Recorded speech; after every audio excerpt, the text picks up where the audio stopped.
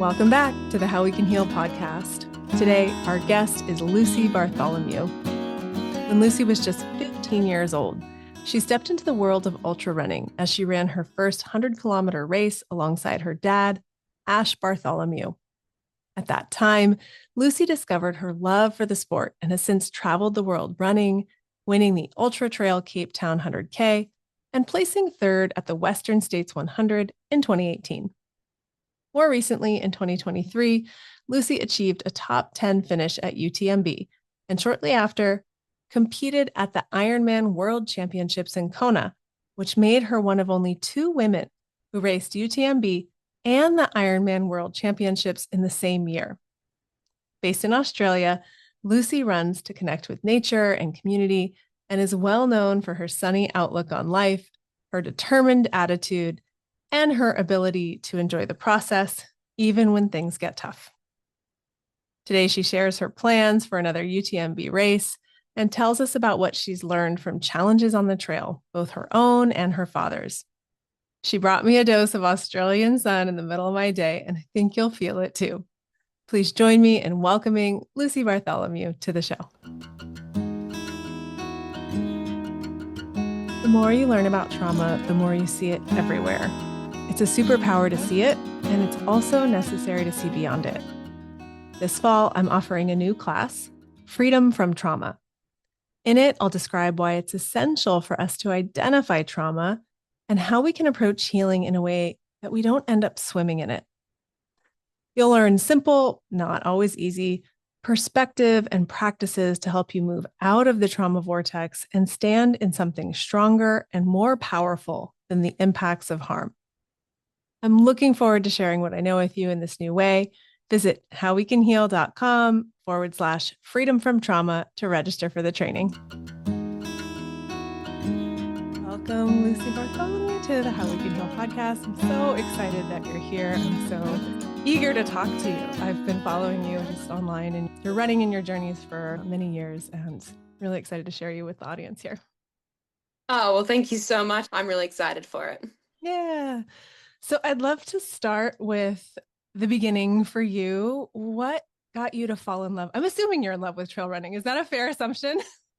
I am still in love with this sport. Yeah. Awesome. When did you first fall in love with it? What was that? What were those early moments like? Yeah, I think going back, there's no doubt that the reason that I found this sport and fell in love with it was because of my dad. He's been a huge role model and very pivotal in this whole thing. He was always a runner, a road runner. He ran to commute to get to work. I was young, not interested. Running was pretty uncool. I wanted to be cool and liked by people, so I didn't like running either. But when he signed up for his first ultra, so above the marathon distance, and went to the trails, I started to see him go away for the weekends to these really cool places in nature and see parts of Australia that you can only go on foot. And he'd come back with really cool stories, really cool pictures. And I was just intrigued. And I was like, can I come along? Like, we can camp together and I can ride my bike next to you or just wait and hang out. And then we'd go to a nice cafe and then road trip home. And that was our weekend. And so I kind of I went and I'd ride with him. And as I was riding, I remember thinking, he says he's going running, but it's a very loose term for what he's doing. There's a lot of walking. He stops, looks at waterfalls, birds, animals, whatever. And so once he started to get onto some more gnarlier trails that I wasn't able to ride, I just left the bike back at the place and I decided to start running with him. And I think what's those early memories and what's really important is that it was never about how far we went. I never knew the data and the stats, and it wasn't about that. It was just Dad picked a route. We road tripped there. When I was younger and trying to get my car license, I would drive, and it was very exciting to me. We'd then camp, and I'd always Google, because I'm a real big foodie, a place for dinner and a place for brunch after our run. And yeah, I just felt like it was so much more than the running itself. And that really instilled in me, wow, this sport is cool because of the people and the places and the food and the memories. and running's a vehicle to experience that for at a heightened way. Yeah, definitely. And it is heightened, especially if you are someone who already loves food and then you go out on the trail all day, you come back ravenous and even more excited and eager and probably sleeping even better if you didn't overdose on caffeine on the trail, right? So it's so great to think about those times with your dad, especially when you talk about being a teenager, because I feel I've worked with teens for a long time early in my career. And it's like those adult relationships can be rough at that time, right? So to be able to have time away and then to start to notice like, oh, this isn't really about running. You know, there might be some running involved, but there's hiking and there's food and there's community and all these things.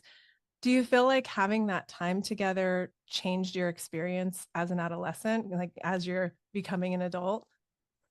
Yeah, definitely. I feel incredibly grateful that in those poignant years of 14, 15, 16, I found running and trail running and a community of people who are undeniably some of the most accepting people. You know, it's not about what you look like, it's really about getting out there and taking yourself to these places and doing things that are incredible. And running is a sport where you are the machine, you are the movement, and you have to perform the act. And so it's really about looking after yourself. These people that I was surrounded by were just definitely older age people that became like little mums and dads to me, but I just were more trying to look after their body and conserve and protect it to allow them to keep running in their life. And I think being so young, I was just started to do the same thing at a very young age. I was like, man, I got to look after myself, and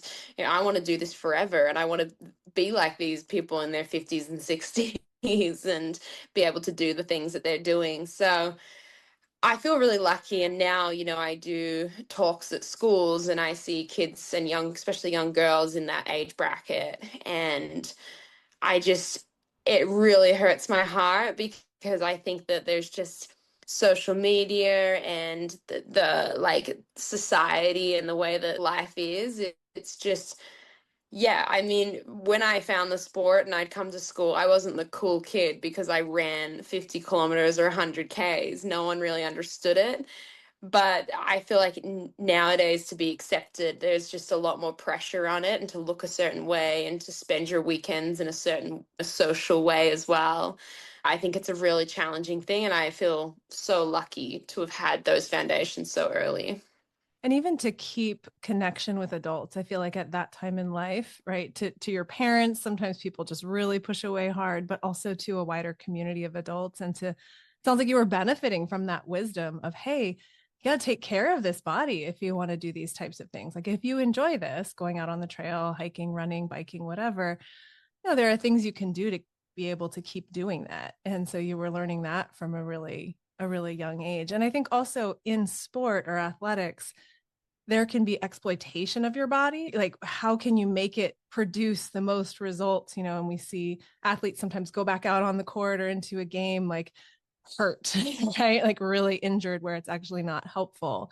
But when you're thinking in this way of how do I nurture myself through a 100-mile race? Right. It's funny because as I started getting into ultras, people, oh, you know, you've probably heard these things too. Oh, that's bad for your knees, or that's not good for this, right? That's not good for you. And it's like, well, it really does also depend on how with anything, like not just what are you doing, but how are you doing it? And I would love just going out for the weekend. Like all I have to do all day today is be in nature and take steps forward at whatever pace is right in the moment and feed myself and water myself and like jump in the river or talk to a person if I want to. And then there's these other people out cheering and, you know, they have snacks. And it just seems so ideal for me. Like, wow, I can just find new places too. Like you mentioned, like I can go somewhere I've never been before. And then there's these little flags showing me where to go. And every once in a while, those get taken down, but you know, it's an adventure as you go. So I love that emphasis you have on caring for yourself. I'm curious because now you've been sponsored for a long time as an athlete. And so moving from something that's pure joy and play into something that's your profession, how do you feel like you can keep that caring for yourself or that play or exploration alive? Yeah, and I was gonna say, you know, I was taught those lessons early to look after myself, and yet I found myself doing this or living this narrative in the story or similar story of people that I'd heard of before, that kind of, you get a sniff of success, you think what you just got to do to be better than that is just more of everything. More is more will make you more. Race more, win more, lose more weight, like you can start to really unravel. And I had really great mentoring people in my lives and a loving family, and I was in a really healthy sport, and I still ended up doing the same, repeating those steps. And it's a narrative that will live on forever because it's just a high level sport, and someone who wants to do something because they care deeply about it and they want to really sink their teeth into something has the mentality and the attitude and the ability to apply that not just to the sport but to their everyday life. And so I think that that's just like a really important part Yeah. to definitely flag. And then in terms of like turning a passion into a profession, I think that that's been something that I've really had to navigate. When I joined the sport, no one was doing it professionally. You did it for the love of the sport. Even when I won races, I'd win, like an oversized t-shirt Yes. or a piece of wood that they'd like nailed on first place. It was kind of like you do it because you love it, I got a big and pint glass once and it broke like yeah. 10 years later. And I was like, that was first place. I remember my dad and I did this race down on the coastline of Victoria called the Wilson's Prom, and the weather came in and we finished in the pouring rain, and the race director had gone to the local pub to get dry, and he just like left a laminated piece of paper and was like, please write your finish time, take a chocolate frog, and like congratulations. And I was just like, we spent 13 hours out there and you're telling me it was for something that I can go to the supermarket and buy for like $1.50. Like, Yeah. but it was like priceless memories. And so that's where I started in the sport. And then things started to change, and it was really beautiful. Solomon was so respectful of me being 16 years old, and was kind of like, we'll support you locally, give you entry to races, shoes to wear until you're 18, and then we can talk about like something a little bit more global and a little bit, yeah, definitely more pressure and definitely a little bit more expectation. But they've been so nurturing to my growth in the sport and the ups and downs, and understanding that I was evolving not just as an athlete, but as a human. I was a teenager and then I've become an adult and a young woman, and they've really helped me kind of navigate that. So I feel so lucky to have brands that have been with me for pretty much my whole career. I've not really Wow. shifted around much because I feel like if you stay with me for the bad times, then you deserve to be with me for the good times. And so we've ridden that roller coaster together, and that's really, really helpful. Yeah, it's a real relationship, right? I think even I'm thinking of other sports and, people shifting teams all the time, or even the velocity of technology and change and information and distraction and starting over, right? Those relationships are so valuable. And like you've said already today, and I've heard you and other people say so many times, like it's not really just about the running, it's about so much more than that. And I think when you have a group of people and you have relationships, whether it's a sponsor or it's teammates or whatever else that are supporting you, especially through hard times in life, hard times in sport, that's so valuable. And we can, I don't know, we can like almost lean away from that in trying to just maintain, right? Trying to maintain or trying to optimize in the sport. And so I'm so glad you have that and you've had that from such a young age, and that they were really respectful of you, because that's not the story you always hear, right? No, definitely not. Yeah. So you talked about your dad and how he influenced you. I want to talk a little bit about his Western states. I watched, of course, Lucy's dad. And I'm wondering how that experience sits with you now, a few years later. And for those listening, Lucy's ran Western States 100 miler, very difficult to get into, lots of energy around it race here in California. And then her dad got in. It was a few years after you had run it and came in third place, yeah? Yeah. It was just a couple of years ago. Yeah, it was 2023.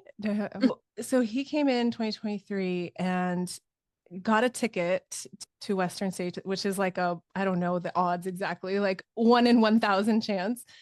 And then he had a really hard race, right? It ended up being a big challenge and very emotional. And there's a video documentary on YouTube about it for anyone who hasn't seen it.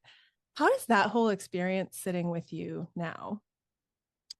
Yeah, I think, it's really cool what that experience kind of opened up for, even for my dad, myself and my family. So dad had been trying to get into this race for 10 years, and our whole family had kind of gone through the process with him, because every December when they draw the lottery, it's kind of like, okay, if dad gets in for Christmas, I'm getting him, a nice bandana, or we're getting him flights to America, or like, this is how we're going to celebrate. And then every year it was kind of like, okay, maybe we get him some socks because he didn't get into Western States. So how can we, like, he would always be really down, and then he'd have to look for that qualifying race to redo.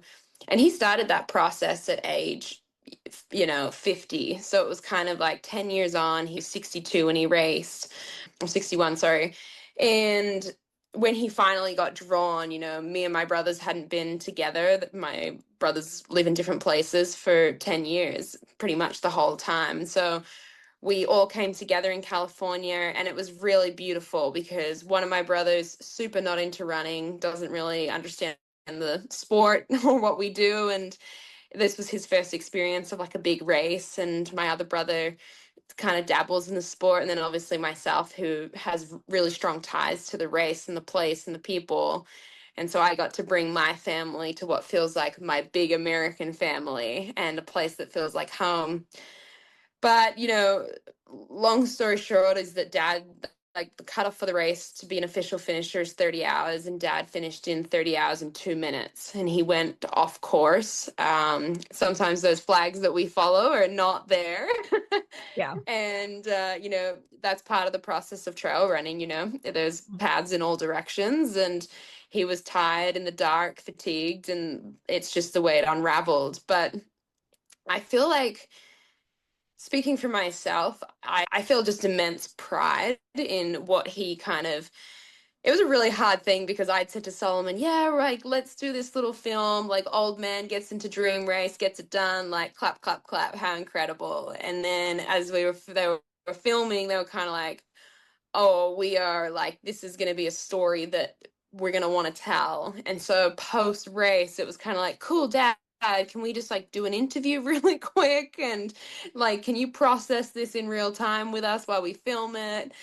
And he just took it on so well. And he's not a person that wants to be front of camera. And he had to, yeah. But I think it was so therapeutic, and it made him really just like under remember and remind. And I think he reminded me as well, is like, it's not about the finish time, it's not about the buckle, it's not about, we got tattoos in the end because he didn't get a buckle. We got tattoos, and we got this big panda and tiny dragon. It's from this book, and there's a page in it that says, what's more important, the journey or the destination? Yeah. And then it says the company. And I think that that's something that we all needed to be reminded. And I feel like the sport also, this whole thing blew up because he was my dad. Everyone knew me. Everyone became like, was following along on the live stream of the race. There was just people just streaming and screaming on the track to get him to the finish line. And I feel like everyone needed to be reminded. And dad became the spokesperson of like, I don't care if you're 2 minutes over, 2 hours over, Yeah. it's the believing and the trying and the process and the family and the like, all of that. Yes. And, he says now he wouldn't change a thing. And that wasn't like, to see him evolve to that place. I'm just like so proud to be his daughter. Yes.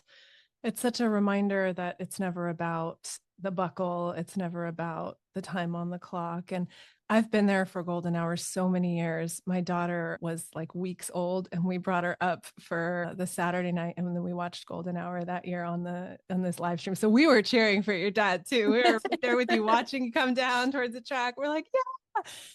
And every year that I'm there and I see the clock go past, or even if I'm just watching, I see the clock go past 30 and inevitably there's people that come in, right? There was once someone, I think a blind runner came in, a minute after. Following year. Yep. And for me, as someone who doesn't care that much about time for myself running, and who has like had that experience of like being cut from a race when I'm like, but I can do it, but I'm good. And it's 30 seconds. Like if I hadn't stopped to tie my shoe, right? I just feel like, why? Like, why do we do this to ourselves? Like, why do we say official, unofficial? And so I go on a little soapbox every time with my partner, whoever's there. And I'm just like, why don't we celebrate these people even more? Why don't they get the golden buckle? Like, and I know some races do like a dead last finisher prize pack or something like that. And I think as a sport, ultra running is better than so many other sports at celebrating the entire pack, right? The people coming in first, the front of the pack, the middle of the pack, the back of the pack, the people coming in last. But I have such a hard time with that, like, oh, 30 hours and 2 minutes. Sorry. Like, I just feel like those people deserve such a dopamine hit finishing. And there's something about I didn't make it, right? And so I think it's true and it's great that you have this visibility and your dad could kind of be this spokesperson for like it's not about that. Do you have any thoughts about what we do with that? Like because I get that especially with road races there's or even with trail races there's like a time that you have permits on the course and you can't be there forever and you don't want people to just be like, "Oh, it's fine. I've got time. I could walk it in from mile 50 to mile 100." Like there is something about the structure and the urgency that can motivate, but then there's these 2 minutes or this 1 minute. And I just feel like those people deserve so much more somehow. Do you have any thoughts about that? Yeah, I think it's super interesting because I know that this year, Western States, the first non-finisher, I'm saying this in quotation marks, Mm-hmm. actually gets an entry back in to the next year. So this is a new thing. So that 30 seconds, that 2 minute person can be, and my dad was just like rolling in his chair when he heard. He was just like, oh, like if that was me, I just would have loved that opportunity. But I think there's a beauty in having a challenging time limit because I think it really the pride that you feel when you complete it within is immense. I think that calling it like a DNF and putting it in kind of like the same you go onto the same list as someone who stopped at mile 10, Yeah. and it's kind of like, well, I wouldn't agree with that because that's a very different experience and a very different. So I think it's a really challenging thing. There's a race in Australia that we have called Bogong to Hotham, and at the halfway point, there's a very strict cutoff. And my dad, the first time, was like 30 seconds over it. They cut him off. He drove around, saw me finish. And then he was so determined and he trained so hard to find 30 seconds. And, the next year he came in a minute under and he kept going and he finished the race. And just to see him in his own little race was just really cool. And I think that there's definitely something, and races like Western States, it's a historical cutoff because it's the time of the Tevis Cup horse race cutoff. It's not some random time that they're like, like the race director wants to go home, Yeah. like, um, so I think there's good to have some structure. I think we could do better in like the wording, and I think that comes from people who find themselves in that position to speak about it in a positive way. When my dad had his experience, people were like offering him condolences, and I was like, I'd rather you offer him congratulations, like because he still did the race, he did the course, he finished up at Auburn track, he ran to Placer High, and so I think that just kind of like there's that side of things, but that's it's a really challenging topic that I don't think there's a really easy answer to.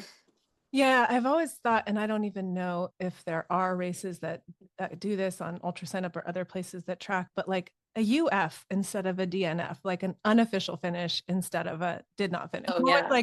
I'm like, DNF is not accurate at that point, right? Did not finish does not describe what happened. They finished 2 minutes over the cutoff, right? So Totally. I feel like there are ways forward there, and I'm hoping we can do it in a way that is inclusive and, yeah, maybe still motivating and challenging, but that people aren't getting condolences once they just ran 100 miles, right? That they're still getting great job, right? They're getting some of that dopamine and some of that encouragement. It doesn't have to be a sad party. Totally. Yeah, so well said. There's also something about that vulnerability, right? You said of your dad being videoed and interviewing. There's something about sharing hard times that can be difficult, but people also really relate to, I think. Yeah, I think that was I think it was one of the best things about making the film was that, the whole events happened, and then he did the interview. Everyone went their separate ways. You know how these races, they're huge, they matter, and then suddenly the circus has moved out of town and everyone's moved on to the next race that's coming up. And then the film came out a couple of months later, and Dad had to sit there and he watched. And I think watching himself and seeing what he looked like and how I was and how the family and everyone was responding and the support that was around him, I think his immediate response was like, thank goodness the world's moved on, put it to bed, like let's just like don't give it air, suffocate that feeling. And instead he had to face it because I made him go to premieres with me. Solomon flew him around a little bit to speak before some films and answer questions. And so it kind of, it just kept opening up the box, and that kind of, um, what do you call it when you're just like constantly you have to face it because you're constantly shown it, and that's your therapy way through it. I think that was really helpful for him and made him realize that being vulnerable and caring a lot about something is really cool and really beautiful. And I still, a couple of years on, have people write to me and say like, your dad inspired me to start to try, that my non-finish is still a finish, that there's so many wins within the process rather than like the outcome. Mm. And I'm like, dad's not really on social media, doesn't see it, probably doesn't hear it as much as I do, and I'm constantly reminded of the people and the effect he's had on the sport and people's lives. Yeah. I'm a trauma therapist by trade, and I just think how much this applies to life and to the way we can be really excited about something or on a journey that we've dreamed of for so long, and then miss a flag, and then at night get lost, and then something, the pacer in the film says like, I just had this feeling in my stomach, like something was wrong, right? And a lot of times when something traumatic happens in our lives, it's like that. It's like, well, this was wrong. This was not part of the plan. This is not supposed to happen. It's not like, oh, this is a hard time. This is a tough hill. I'm going to work my way up it. It really is like a record scratch moment where you're like, oh, like things just went south. This was not the plan. And I think that's such a big part of life, right? Like everything's great and I'm so excited and I'm doing this, and then it gets really hard, and then sometimes it gets even more challenging, and sometimes things go south, and like, what do we do with that? And what do we do if we don't have the experience that we had envisioned, or if it doesn't look that way, or we don't get the response from other people that we were wanting, all of that, right? And so I think that process that he shares and they share through the film captures that, I think, what a lot of people just feel in life of like, oh, this wasn't supposed to happen, and then what do I do? How do I work with it? Yeah, and I think there's a saying that says, in an ultra marathon, you live life in a day. And, I would dare to say we lived a couple of lives out there and aged a couple of years for sure. But yeah, I think that that's so true. And I also think that, you know, dad and that experience was so powerful because of just so many people could relate to different aspects of it. It was kind of like what I found challenging was that I'd visualized his day. I wasn't the athlete in this situation, but I was like, what can I control? And I was like, all right, so if he's doing well, this is how I'll pace him and crew him and push him through. And if he's on cutoff time, this is how I'll pace him and this is how I'll push him through.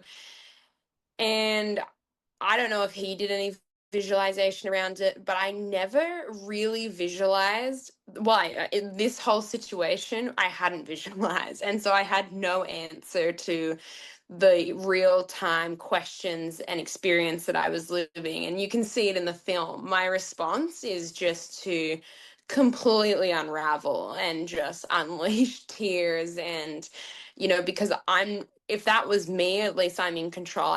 I'm the athlete. I'm so used to being in that position where it's kind of like, well, this is what I've got myself into. But to watch someone and to be kind of powerless was the most challenging thing. But I think that it's really taught me that going into my races or going into experiences, there's a point of like, okay, this is like a bad day. My stomach's not good. Okay, but like, what if you don't make the finish line? What if, your story is similar to other people's stories that have happened before, and you don't want to think about it, but you should think about it because it's a potential, and to be prepared for that gives you a power, I think, that I kind of lacked, I felt in that situation, but now I harness moving forward. And that's something that I take away from an event that feels like it was at the time super traumatic and emotional, and now I look back and I just see beauty in it and so much strength. Yeah. There's a lot of strength in accepting different outcomes, right? And not being so afraid of, well, if my stomach's off today and this isn't my race, like that doesn't define me. I think there's a lot in sports, especially when we come up from a young age, of feeling defined by wins or losses. And it sounds like this contributed to that for you, of just like, it's okay. If it goes that way, it goes that way, but I'm going to keep moving forward and problem solving. I think just, yeah, there's that kind of, the impermanence of everything is beautiful. And it's part of what I love about the sport, is that every step is different in trail running. You can feel on top of the world, and then in the pits from moment to moment, kilometer to kilometer. And, one of my greatest strengths is my unrelenting optimism of like, maybe it will get better. Maybe it won't, but maybe it will. And I just want to hang in there a little longer and find out. And I think that that's what, Dad did that to the very end. And people that sign up for ultra runners, for ultra marathons, are signing up for that. They need to have that in their tool belt. Yeah, I love that. Put it on the back of a shirt. Maybe it will get better. Maybe not. For the person running behind you, but maybe not on the front. So after they pass you, right? There's all those people you're back and forth with on the trail. Yeah, I love that. So what does a high moment on the trail look and feel like for you? Like when the optimism is coming true, what is that experience like for you? I think it's that feeling of flow state that, we seek with it, but seeking it kind of takes it away from us. So you never know that you're in it until you're out of it. Yeah, It's where totally. time passes, and, you feel strong and nutrition's going down and it all feels really effortless. And, it's just, you can blink and pass through a day or of many kilometers. Those are the moments that are just like, wow, I'm doing something that I've crafted my body to be able to find such comfort in doing something that is really challenging in a really challenging place, but I'm able to, transcend all of that. That's the high moments for me. Yeah, I had my daughter a couple of years ago, and coming back has been challenging, but there was a moment where I was running and my Garmin just kept beeping off miles in the background. And I was like, oh, another mile. Oh, another mile. And I was like, that hasn't happened now. Like in those moments where you're so immersed, it was the opposite of like, oh my God, I only went 0.1. What's happening next? Oh, totally. So what does a low look and feel like for you? What happens when you go to that really dark place? Yeah. Oh man, it's when I'm doing that watch check and Yeah. I'm just like, you're telling me that was only like 30 seconds between my last the watch check? That felt like an hour. I think when I am in those low moments, I'm just looking for distractions. I'm looking at trying to watch like the numbers tick up or down, or I start doing really bad math just to distract myself, and it's always negative. It's always, if I keep this slow terrible pace up for the next 100 miles, I'm going to be out here till Tuesday morning, they're Yes. going to be, and yeah, I'm not someone who's normally a numbers driven person, and I know that I'm starting to spiral if I start playing with numbers out there. So it's always my two things that I always remain, like, tell myself is I have control of my effort and my attitude, and those are my pillars of my crutches when I'm out there. I'm like, effort to eat, to move forward, to look after yourself, attitude to just not use those energy exhausting emotions of anger, frustration, sadness, but just a really calm, confident, and just kind of trying to protect that energy and use that for moving forward. So I kind of use those in those low moments to try and yank myself out of it. Yeah. Do you ever go to that, like, why? Why did I do this? Why am I here? Why do I do this sport? Oh yeah, I think I do that at least once a week. I'm checking in on my why, which I think is really good. I think we're doing something that's really challenging. It's normal for us to put some question marks, and then I feel like you find the answer when you finish that hard run thinking that you didn't think you could do, and you come out the other side and you're like, man, if I didn't think I could do that, but I did it, imagine what else I'm putting a ceiling on myself for. Yes. Yeah. That's the best part. We're like, I actually could do that. What else can I do? Yeah. Totally. I mean, that's how ultra running started for me. It started with a half marathon. I was like, I don't think I can do that. Like, I've been running my whole life just for fun. I never wear a watch. I don't know how far I go. I don't know any stats, but like, oh, 13 miles is far. Right. And then, like, I'm on my way to the race and I'm like, are you guys going to sign up for a full? They're like, can we run the half first? And then you run the full and you're like, maybe I could do a 50K. Maybe I could, right? Like, Yeah. I feel like that's a form of optimism and sort of hope and reinforcement that can come from that. Is like, well, maybe I can do these really hard things, and maybe they can even be fun. Like, even though there might be those moments, the lows, like, you get through them and they're not the whole story.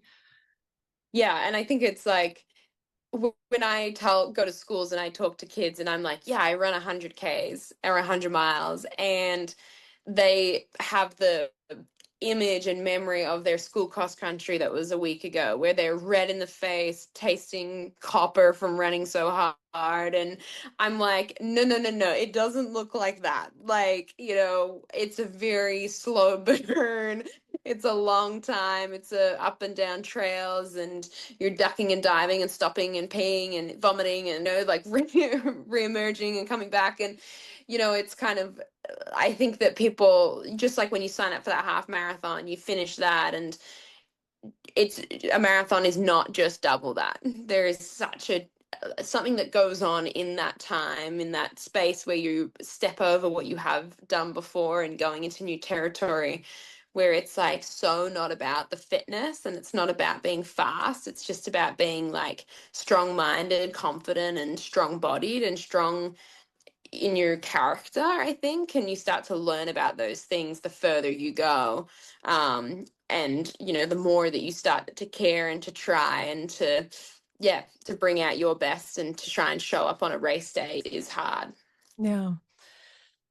In those hard moments, it sounds like the optimism and sort of checking your attitude and checking in with yourself is helpful. Are there any other go-to things for you when you're like, okay, this is one of those hard moments that you turn to? Yeah, I think for me, those moments, I generally need to eat something. What I have found is that I am usually on starting to bonk. If I, Yeah, right? yeah, if I start to get like a poor attitude, it's because I'm probably hangry. And I think that's probably the first thing I reach for is put some food in, walk and moan as much as you want, but you might as well walk, moan, and eat. Yes. Like, Yes. um, so I think that that's probably like my biggest tip to anybody is like, sometimes you've just got to get some calories in, and it can really flick a switch in you and completely change everything. So that's probably my number one. 100%. I feel like I learned that in my bones through ultra running too, where it's like, this whole world can start being created in your mind, right? Where you're like, everything is awful and this is terrible and this sucks and only 10 seconds have passed. And then I'll put like a fruit punch, chomp block in my mouth and be like, oh, it's fine. Everything's great. This is wonderful. It's great. It's like, wow, to watch that transformation. It's not always that straightforward, but it has been at times. And Yeah. I take that off the trail and into my life where I'm like, everything sucks. And I'm like, did I eat? And I do this with clients too. I mean, I've been having that awareness with clients for years where they're coming in and everything sucks. And I'm like, what have you eaten today? And they stop and they think and they're like, coffee? I'm like, it's 2 p.m. Go downstairs Yeah. and get a sandwich and then let's keep talking. Otherwise, we're just like wasting your therapy time on your hangriness. Like, no. I very much relate to that. I feel like I learned it in running and I've applied it to my everyday as well. Even Yeah. traveling here to France, I was just irritable and so over the whole process. And then I was just like, sometimes it's not even like just it's eating the right, like something that is like the right thing, it's just like I don't want to eat like a salad. I just want a fat slab of chocolate cake, and I got to Singapore airport and I was just over the whole trip, was not even halfway through the whole thing from Australia, and I just sat down at a cafe, had a a chai tea and chocolate cake, and I was like, okay, I can do this. I got this now. I got I this. got this. Right. And but that intuition too of knowing what you need, right? It's like, yeah, I need some calories in, but there's also some just like sniffing it out. That looks good. That's going to help. Let's go with that. Oh Right. yeah, I did a whole lap of the airport, sussing out my options, and then led with my gut. Yep. No, that's the way to go. I mean, you learn that on the trail too. Like if you're just eating what you think you should, it's not going to go as well as if you eat like that thing right there. I mean, the most random thing sometimes I'm just like, I don't know Oh why, yeah. but that Nutella wrapped in the tortilla with Nutella on it. Like that does not sound Oh good yeah. to me right now, even though I love Nutella. Sometimes in a race, you're just like, bring it. Give me 3 more. I'm taking them to go. Oh yeah, I know this feeling. So are there other lessons that you feel like apply off the trail? I mean, I feel like we probably could just go on with that forever, but there's, life is hard, just like trail running is hard, and we're all here doing our best. Are there things that recently or just in life in general, you feel like, okay, trail running has really helped me get through other difficulties? I think what ultra running and trail running has really nailed into me and taught me is that kind of the distances and the sport is so challenging. And when you look at it as a whole, it's very overwhelming. But when you break it up into kind of that bite-sized checkpoint to checkpoint, kilometer to kilometer, climb by climb, you can really start to find little wins along the way and very bite-sized things, and that's something that I take to my everyday. I'm definitely a list rider, and they're like my little checkpoints of my day of the things that I want to achieve, and I feel like they're little wins every time. And even like the travel, it was kind of like, all right, we get to Singapore, then we get to London, then we get to Geneva, then we get to Chamonix, like we're in these little races, little things, little moments of the race that I feel like I can wrap my head around, because the whole journey in itself feels really challenging. I'm in France to train for the UTMB, which is 170 kilometers, just over 100 miles, with 10,000 meters, 33,000 feet, whatever. And I've been running some sections of the course, and I'm just like, man, this little bit feels hard. Yeah. Imagine this in the start or the middle or the end of this race. And I think just remembering that, like, it's a small moment in time, it's a small portion of the course, but you know, it's amazing because every time I've come here, I felt the same way. And then come race day, I've stitched it together, and there's been those flow moments and those low moments. But it's just incredible what you can do when you're just like, I'm just going to lean in, like I'm in it. And like you say, my job for the day is to walk or run or crawl, to eat, to drink, like what a gift that my Yeah. Friday, Saturday, potentially Sunday is that. And this is something that, running adds to my life. It doesn't take away from it. I'm not doing it to just to completely like destroy myself. I'm doing it to build myself up. And I think that just remembering that and running continually teaches me that. Every training run, every race has taught me that, and then it just kind of gives me the ability to apply that to my everyday lived life. Yeah. So much respect for UTMB. I did ETC last year and I was like, oh, like that. It's like, it's the shortest race, right? I don't remember. It's like 15K or something, not 170. And I was like, up. That's like up, and then down, down, down, down. I feel like UTMB is just a lot of that. It's just a lot of up and down and so much beauty and so much amazingness, but really hard. Like, Yeah, it's a super challenging race and it's a real journey. I saw my dad do it in 2014 and he was out there for 43 hours and I was crewing him and felt exhausted. I just couldn't yes, believe that he was running that race. And this is my third time returning, and I just am in love with the yeah, the journey around the Mont Blanc. It's just something that is so spectacular. It's beautiful, it's brutal, it breaks you down and builds you up and takes you to these amazing places and shoots you up super quick and then brings you down into these little towns full of very enthusiastic spectators and delicious food. yes. Speaking of like having food, like in Courmayeur, which is in Italy in the race, I always have my crew have a margarita pizza because Nice. I'm like, it just fills any hole or deficit of calories and fuel that I need. And I hike up the next climb, like just with a rolled up few slices of pizza. And I'm like, this is the sport for me, man. Like Yes, I'm in that the sounds right like place. heaven. That sounds amazing. Well, we'll be there. My whole family will be there cheering. My parents, my daughter, my partner. So we will be cheering for you on the course with so much love. So Oh, it'd be so cool to see you out I there. know if I happen to have a margarita pizza, I'll toss it your way. They're like, Please. Lucy, go along.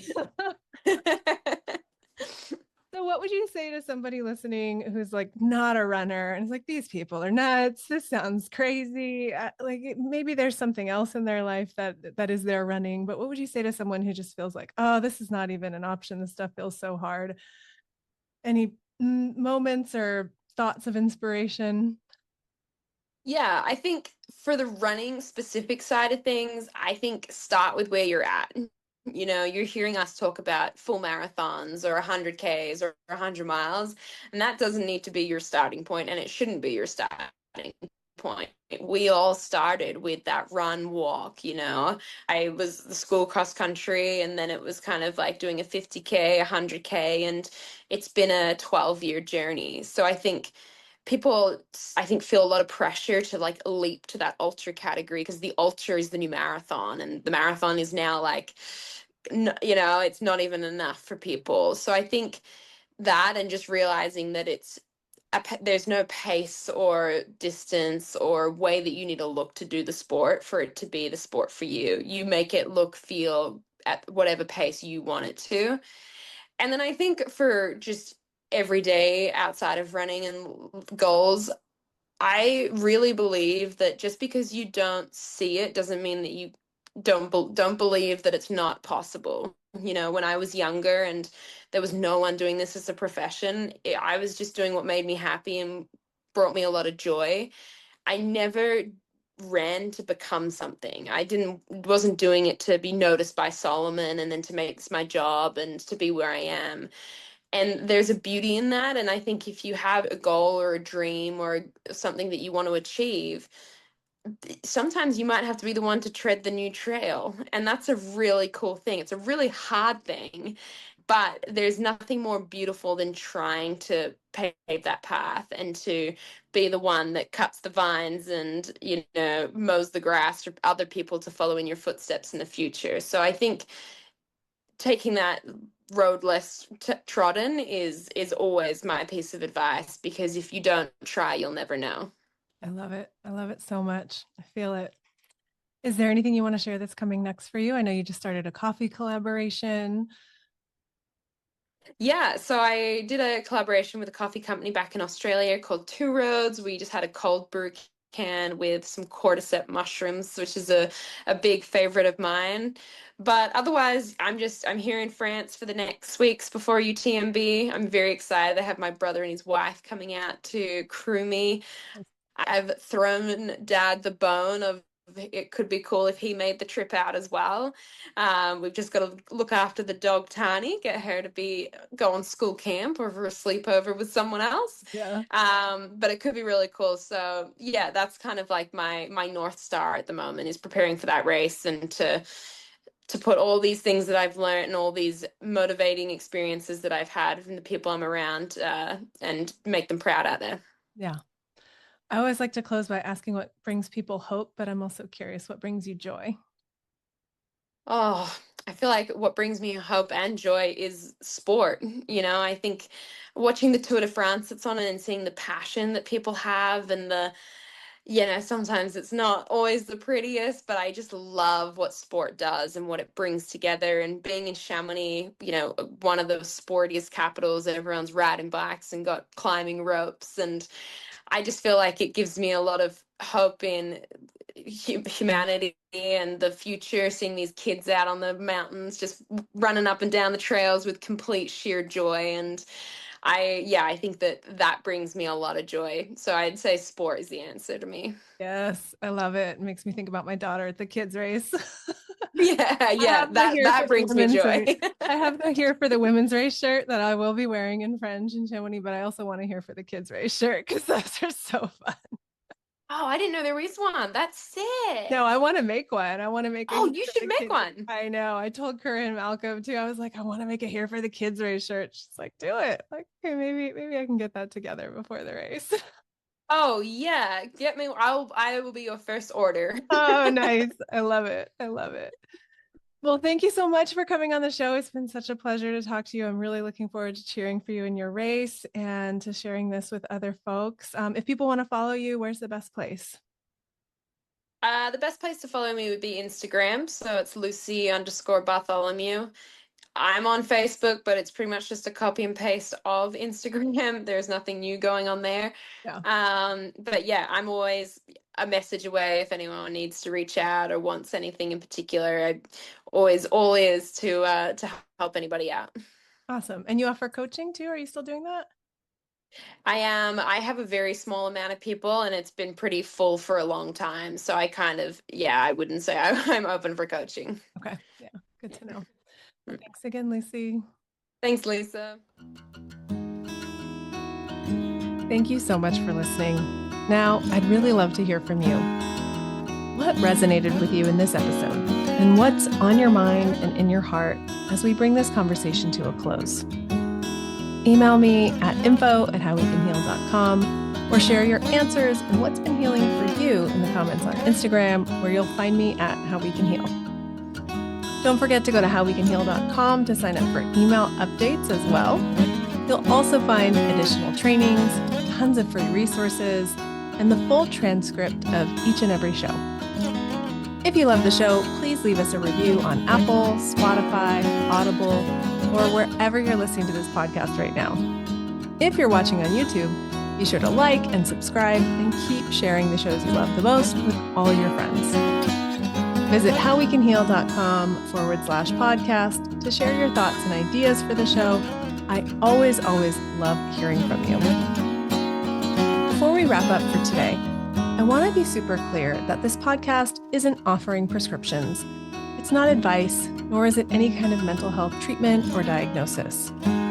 Your decisions are in your hands, and I encourage you to consult with any healthcare professionals you may need to support you through your unique path of healing. In addition, everyone's opinion here is their own, and opinions can change. Guests share their thoughts, not that of the host or sponsors. I'd like to thank our guest today and everyone who helps support this podcast directly and indirectly. Alex, thanks for taking care of the babe and taking the fur babies out while I record. Last and never least, I'd like to give a special shout out to my big brother Matt, who passed away in 2002. He wrote this music, and it makes my heart so very happy to share it with you here.